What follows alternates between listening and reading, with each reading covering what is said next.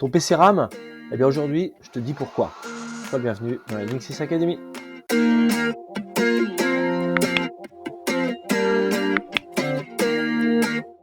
Tu sais que ça fait une quinzaine d'années que je fais de l'informatique, que je fais du dépannage pour des particuliers, pour des pros, pour des mairies, pour tout type de clients.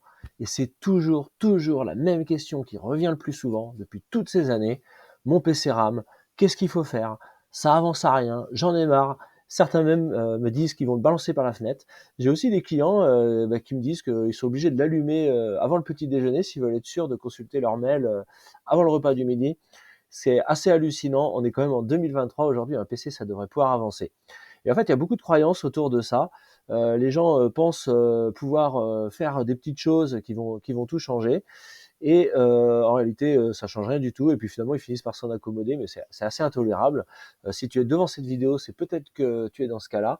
Donc aujourd'hui, je te parle vraiment des 3 raisons qui vraiment, le plus souvent, expliquent les lenteurs des PC. Tu sais quoi? On va commencer par tordre le cou à une idée reçue qu'on entend tout le temps. C'est pas parce que tu vas enlever quelques fichiers dans ton ordinateur qu'il va aller plus vite. Alors ça, c'est vraiment un mythe qui est largement répandu. Tout le monde a ça à l'esprit.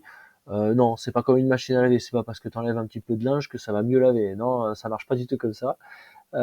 Sauf vraiment un cas extrême, sauf si ton disque dur est complètement plein, où effectivement ça peut créer des lenteurs. Non, ça marchera pas. Ça marchera pas. Alors la première des raisons, qui est très courante, qui est même quasiment systématique sur les PC qu'on diagnostique en atelier, c'est un point d'obsolescence. Alors je dis bien un point d'obsolescence, je te parle pas d'un ordinateur qui aurait 15 ans, qui est trop vieux, qui est plus adapté, donc là effectivement faut laisser tomber. Je te parle pas de ce cas-là, hein. Un ordinateur, ça a une durée de vie moyenne de 10 ans, et très souvent, on a des gens qui expriment des problèmes de lenteur à partir de 3, 4 ans, etc.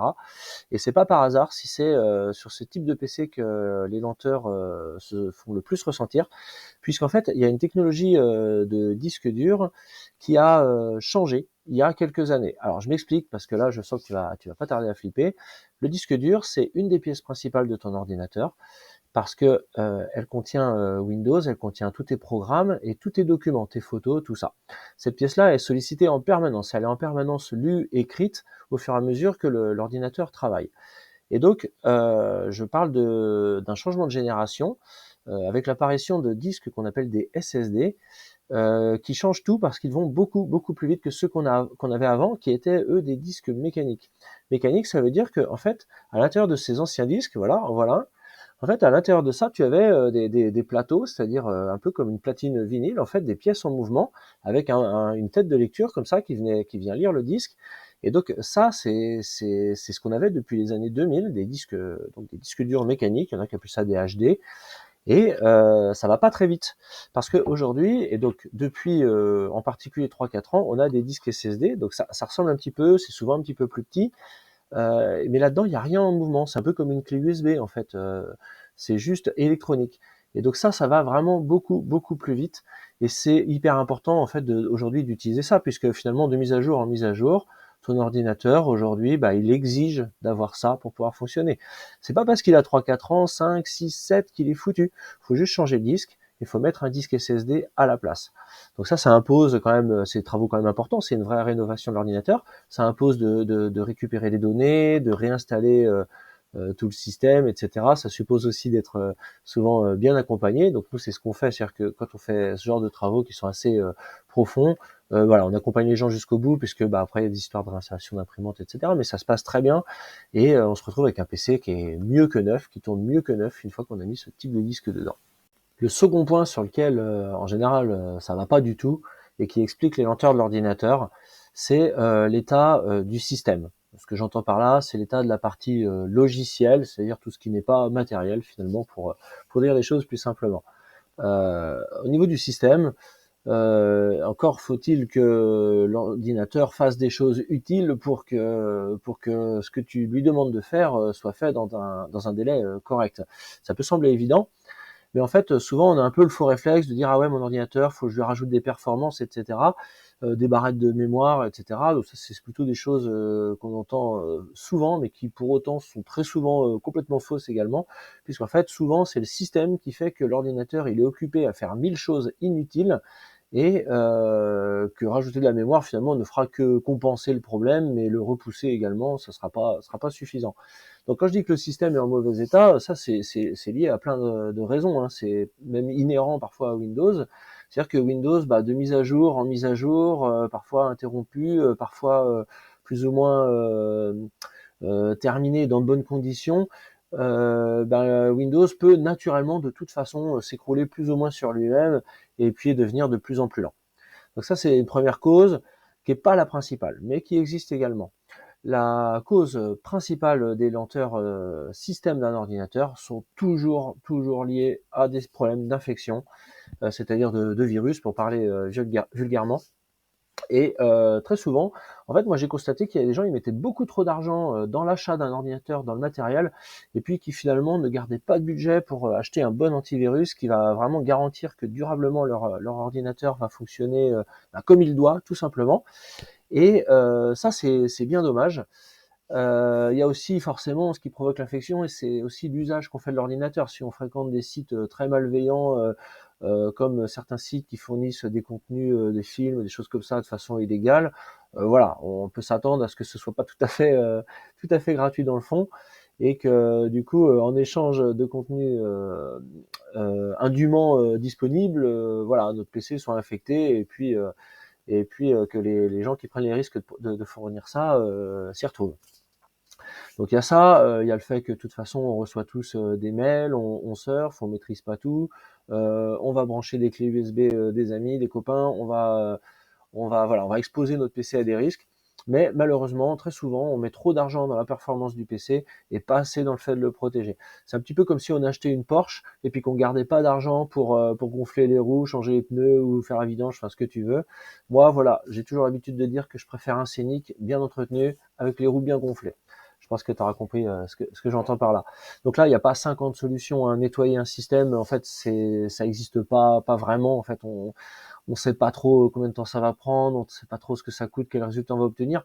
On peut même parfois se retrouver avec des systèmes qui démarrent complètement plus du tout, puisque quand on va enlever des choses malsaines, finalement, on va enlever des éléments qui étaient utiles au départ, qui sont altérés, mais qui étaient utiles au départ.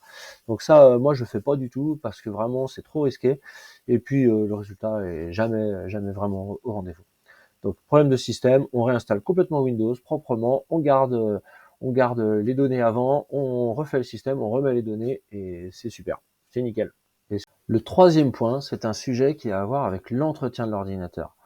C'est quand même complètement dingue. On a un ordinateur, on s'en sert tous les jours, on compte dessus, et pourtant, on ne l'entretient jamais. La plupart des gens ne l'entretiennent jamais, se posent même pas la question. Alors qu'une voiture, on aura le réflexe d'aller faire le vidange ou le contrôle technique, et bien pour un ordinateur, on devrait faire la même chose. Il y a un point en particulier qui explique les questions de lenteur. Les questions de lenteur, c'est le refroidissement de l'ordinateur. Il faut savoir qu'un ordinateur contient différents composants électroniques qui, plus ils travaillent vite, plus ils vont chauffer. Et donc l'ordinateur se régule, c'est-à-dire que forcément ces composants ils ont une certaine limite, s'ils chauffent trop, tout simplement ils vont cramer. Donc l'ordinateur travaille aussi vite qu'il le peut dans dans une certaine limite de température. Et donc c'est pour ça que dans ton ordinateur tu as des radiateurs, des ventilateurs que tu entends un petit peu tourner, que tu sens souffler parfois sur les côtés ou voilà, tu peux même les voir souvent. Et donc c'est pour ça que l'ordinateur a des dispositifs de refroidissement, c'est pour pouvoir travailler plus vite sans cramer. Et partant de cela, on comprend en fait naturellement que si on n'entretient pas ces refroidissements, en fait l'ordinateur va tranquillement ralentir avec le temps, au fur et à mesure qu'il refroidit de moins en moins bien, pour pouvoir ne pas cramer.